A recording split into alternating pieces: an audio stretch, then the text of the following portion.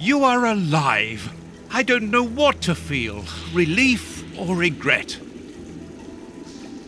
Watson, my friend. You are not in a good state, Holmes. Neither are you. I suppose not. Can you walk? Not without your help. Why did you fake your own death? And who were those men? I have to carry on with the investigation. Alone. John, I'm innocent. I'm not an accomplice of those men. Look at me. Do I look as though I could be their boss? Am I in a position to give such orders? What a relief. Oh, my God, what a relief. But how? Curare, hemlock, a few Indian plants, and sheep's blood to create the impression of death. A pathologist who owed me a favor for the death certificate. Holmes, I was talking about this affair of... I will explain everything, my friend, but we must leave here. Yes, let's go back to Baker Street. I'll help you. Lean on me. Home at last. I have missed this old room very much, Watson. I put everything back in place after Baines went through it, but I didn't stay here. I couldn't face it. Sit down, my friend. It is time for you to know the full details of this case.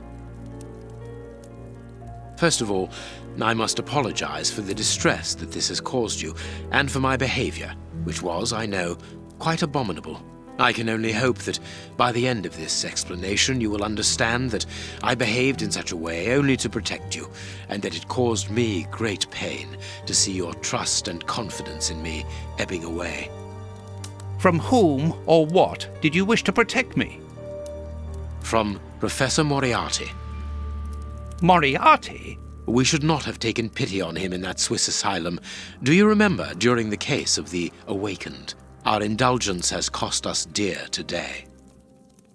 He's responsible for the bishop's murder? Yes, but that was only a small detail in his plan.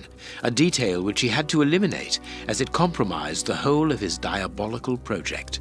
The bishop had in his possession a document which he suspected as being one component of a larger puzzle. The ramifications were unknown to him, but he considered the matter as sufficiently important that he should consult me. The day before our macabre discovery, his nephew, who was in his confidence, brought to him an important element which helped him understand Moriarty's grand plan. It was at that moment that two men began to comprehend the seriousness of the situation. The bishop then decided to contact me. Against his nephew's wishes? Was that what they argued about? Yes. But Moriarty found out that the bishop knew of his projects, and he arranged for his murder. The murderers were also supposed to bring back the document that the nephew, young Hampford, found, but they were unable to open the safe. What was the document? Evidence of Prince Woodville's implication in the project. The nephew must have retrieved it from the Royal Archives, where he worked. A link to the crown. Yes. Moriarty wanted to overthrow Queen Victoria and place the prince on the throne of England. But that's impossible. He would have needed to create an incredible coup d'etat. Patience, Watson.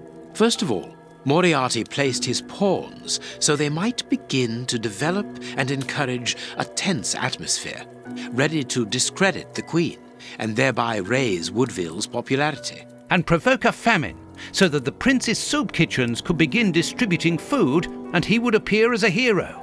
Exactly. Moriarty quickly learned that I was making inquiries as to his plan and, without wishing to sound vain, he knew that I was the only person capable of upsetting his schemes. He therefore set up a plan that I be discredited and thought of as a criminal. And you played along with him? Precisely. Allowing him to believe that he had succeeded was the best way of ensuring that his attention was no longer fixed on me. Why didn't you say anything to Scotland Yard? Did you not think it strange that Inspector Lestrade was away for weeks? What? You mean to say that Baines was working for Moriarty? I understand.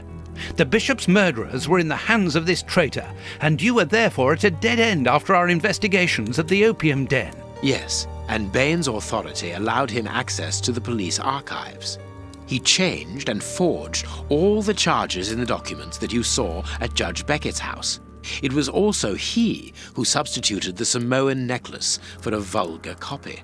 So that was why the judge went to Farley's, to obtain Baines's false information. Precisely, but they each found themselves as instruments in Moriarty's strange orchestra.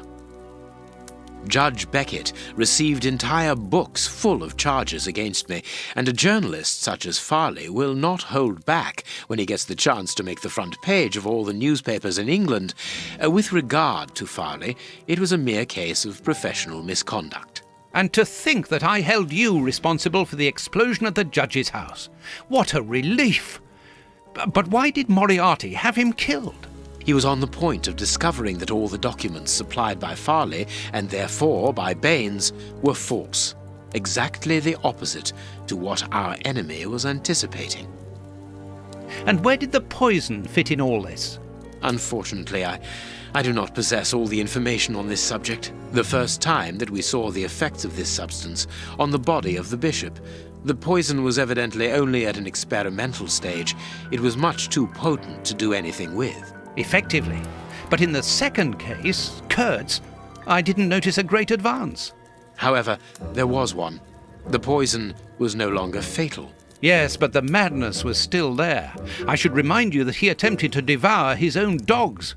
Correct, Watson, but it was not the second case, as you supposed. Remember the number of other incidences of madness, either collective or individual, relayed in the press in the days prior to it. You mean to say? That Moriarty tested this dangerous mixture on a large number of guinea pigs, apparently with little success, as all those people are now dead. I say apparently, because I do not have the least idea as to the result Moriarty was hoping for. And that's where Hans comes in, isn't it? Moriarty needed him to devise the substance's final formula.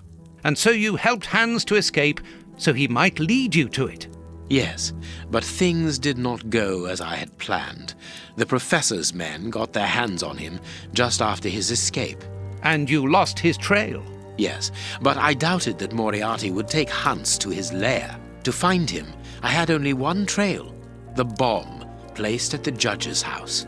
The trail of the 3 Russian brothers. I found out about the mill by having the anarchists' trail followed by the children in my own secret police. Once again, their help was a determining factor. As regards knowing where to locate Moriarty's lair, I hoped to find the information in the attic of the water mill. I got to it only just in time before Baines turned up. And you were stuck then, weren't you? Allowing him to arrest you would have meant certain death. Regrettably.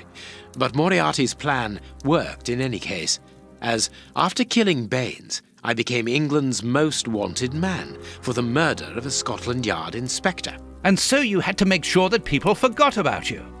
Therefore, you orchestrated your own death so that you might continue your investigation discreetly. Oh, that was a terrible time for me, Holmes. I am sorry, my dear fellow. Well, the important thing is that you are well and truly alive. Yes, but it is not over yet. Moriarty will take action one day or another. You were saying that you had found Moriarty's hideout. Where is it? In an abandoned fun fair on the outskirts of London. It is quite certain that they are all there. Sheilman, the prince, and of course, Moriarty. If Moriarty puts the prince on the throne, he'll have his hands on the reins of the kingdom, her colonies, her diplomatic network, her riches, everything. Yes, including the army, the war fleet, everything he needs to help him conquer Europe, and eventually, I suspect, the world. Holmes, we have to be quick. His plan hasn't been put into action yet. Perhaps it's not too late. Let us go immediately, Watson.